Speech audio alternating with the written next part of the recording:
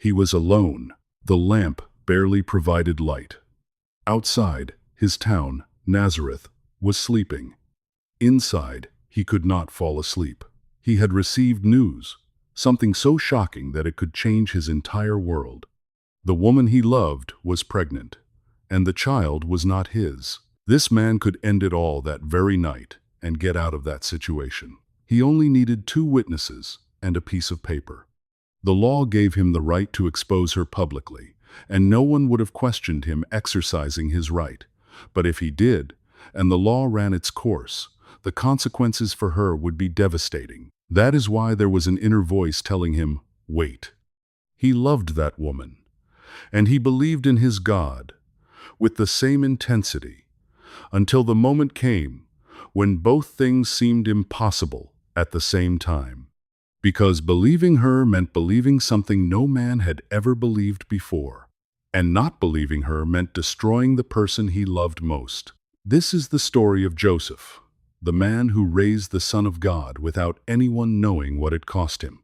2,000 years ago, in a wood workshop, in a dusty town in Galilee, a man chose to believe the impossible, and he changed the world without uttering a single word. If stories like this touch your heart, subscribe every week. We bring you a life that changed history. Nazareth was not the place where one expected something important to happen. It was a town of workers, of people who got up before the sun rose and went to bed with their hands full of calluses. That was Joseph. This man was a descendant of King David, although that, in Nazareth, did not put food on the table or remove the dust from his sandals. He was a just man. No, he was not perfect, but when he had to choose between what was easy and what was right, he chose what was right, even if it cost him. He was betrothed to Mary, a young girl. Betrothal, at that time, was almost as serious as marriage. Breaking it required a formal divorce, and ending the betrothal publicly could mean death for the woman. And Mary had become pregnant. Joseph found out. And for a time, we do not know how long, but it was enough time for it to hurt. He processed it alone. Have you ever had to trust someone when everything you could see pointed against them? Joseph had made his decision. He would divorce her in secret. That way he would not cause a scandal, and that would minimize the consequences for Mary. Doing it that way was the most compassionate thing he could do, and the most reasonable. Joseph was thinking about how to do it when he fell asleep, and he dreamed. An angel of God appeared to him and told him what Mary had already told him. But this time, it came from somewhere else. This time, it was not a human voice asking him to believe. It was something more. Joseph woke up. No one who has read this account can know exactly what he felt in that moment. But we can imagine his hands, those carpenter's hands, accustomed to measuring, to calculating, to making sure everything fits. Still, something had settled. The situation still did not add up, but now he could accept it. Perhaps you know that feeling, when you cannot explain why you trust, but you know it is the right thing. Joseph got up, and he took Mary into his home as his wife. Just like that, with no further recorded scenes. He did it without imposing conditions. What Joseph did that morning was not resolve his doubts. It was getting up with them and acting anyway. Joseph thought the hardest part was over. After all, he was marrying the woman he loved, and they were starting their new life together.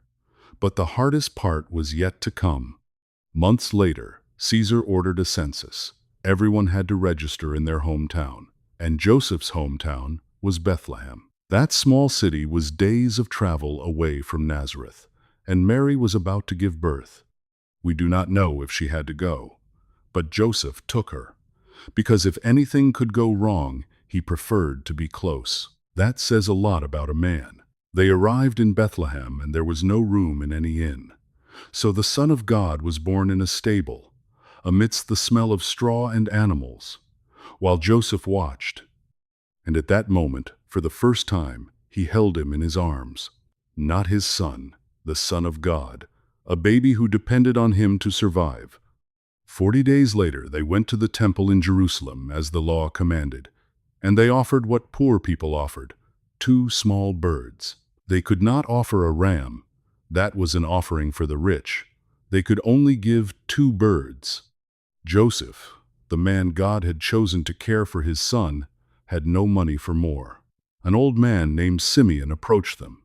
He took the child in his arms and said things Joseph did not expect to hear, great things, frightening things. And Joseph remained silent. Marveling, the text says, always silent, always watching, always processing in silence what others would have shouted. Then the astrologers came. They arrived with costly gifts, gold, frankincense, and myrrh. Expensive gifts for a child living in a simple house in Bethlehem. And that same night Joseph dreamed again. That night he received the second angelic command. Get up, take the young child and his mother. Flee to Egypt. Herod wants to kill the child. Herod the Great, the man who rebuilt the temple in Jerusalem so his name would last forever. The man who had his own children killed when he believed they threatened him. That man had set his eyes on the baby. Joseph did not wait for the dawn. He got up in the middle of the night. He took the child, Mary, and left. Without knowing exactly where he was going, without knowing Egypt, without speaking the language, without a safety net of any kind. Just a man, a woman, a baby, and the darkness of the road ahead. The gifts from the astrologers, that gold that seemed excessive for a poor family, that was what allowed them to survive in a foreign land. God does not improvise, but sometimes he lets his servants not know it until later. While Joseph walked towards Egypt, in Bethlehem, Herod's soldiers were entering the houses and killing the children, all those under 2 years old, one by one. Joseph did not know that until later, or perhaps he found out on the way and walked faster. They survived Herod. They survived the exile. What Joseph did not know is that the enemy that would come next would have no name and no sword.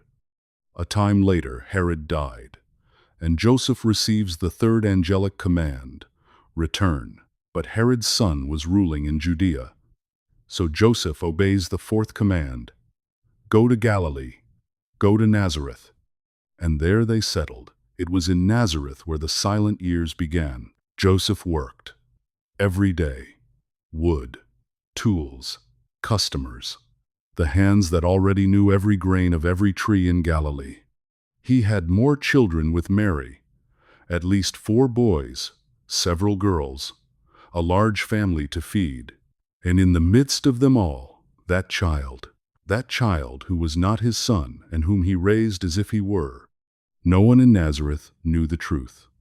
To the town, Joseph was the father, the carpenter's son, they would say, when Jesus passed by. Only Joseph knew that was not exactly true. And there is something in that which weighs in a way that is difficult to explain. Doing everything right, protecting, providing, teaching, loving, and having the story you are caring for not bear your name. That the greatness you are shaping belongs to another. That the recognition never comes. A year passed, then 2, then 5. Joseph taught Jesus how to work wood.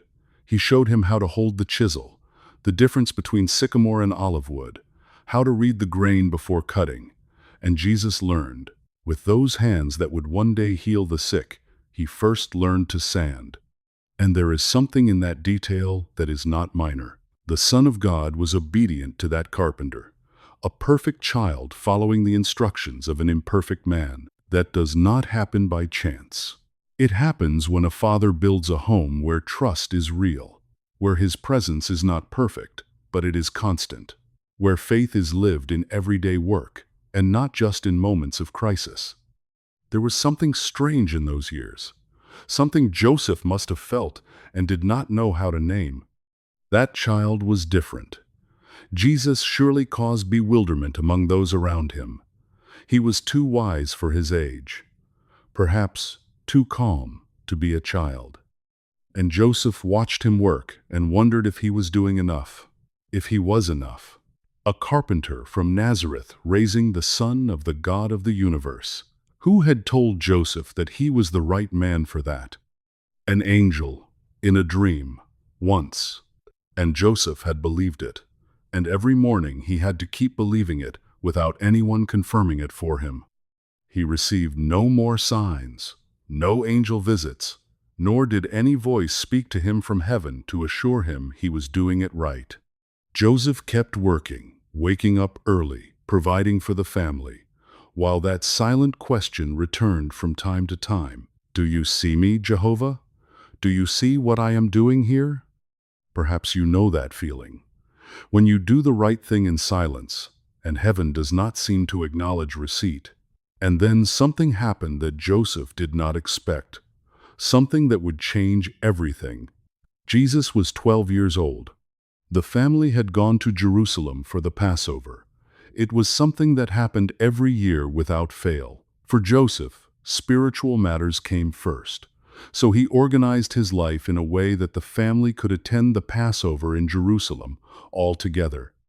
On the return journey, after a whole day on the road, Joseph realized Jesus was not there. They searched among relatives, among acquaintances, nothing. They returned to Jerusalem, 3 days searching. Imagine that, not 3 hours, 3 days. The weight of those nights. The silence between Joseph and Mary as they walked the same streets for the second time, for the third time. And they found him in the temple, sitting among the teachers, listening, asking questions. Everyone amazed by his understanding. Mary spoke first. "Son, why have you done this to us? Your father and I have been searching for you in anguish." And Jesus replied, "Why did you have to go looking for me? Did you not know that I have to be in my Father's house?" His Father's house. Not Joseph's house. God's house. The text says that Mary and Joseph did not understand what he was saying to them. Joseph did not understand. This man who had obeyed 4 times without asking, who had fled in the night, crossed borders, changed cities, who had put everything he had into that child. He did not understand. And Jesus returned with them to Nazareth, and he remained subject to them, the text says. He continued to obey. After that, the Bible never mentions Joseph again, not one more word. He appears at the birth, in the flight, in the return, in the temple scene, and then silence. What we do know is this.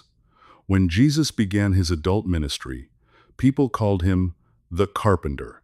Not just the carpenter's son, the carpenter, as if the trade were a part of him, as if those hands had learned something that went beyond wood. We can imagine those last years together in the workshop. Joseph with more gray hair, Jesus with more strength. The two working in silence, because men who know each other well do not need to fill the silence with words. Joseph looks at him, sees his hands.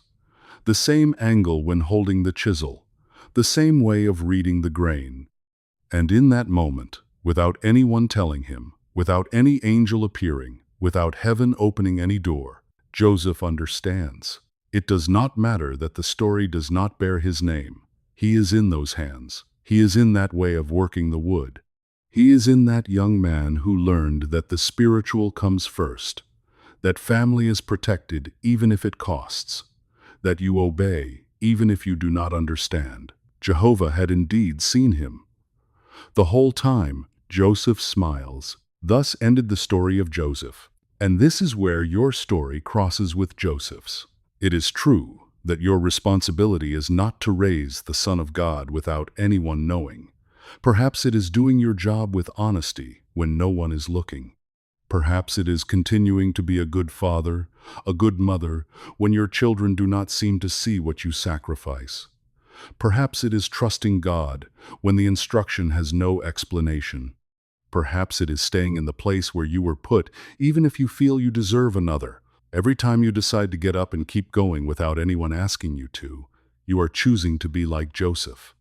Every time you protect someone in silence without expecting them to acknowledge it, you are choosing to be like Joseph. Every time you trust in God's direction, even if you do not understand it, even if it hurts, even if the dawn is late, you are choosing to be like Joseph. And Jehovah knows that. Jehovah sees your effort, without anyone asking you, without anyone acknowledging it, without the guarantee that the story will bear your name. Take heart. Continue being faithful. Continue protecting what Jehovah placed in your hands. What part of Joseph's story touched you the deepest? Leave it below. If this story touched your heart, subscribe to receive the next refreshing biblical story. If you enjoyed this content, subscribe so you don't miss the next inspiring Bible story.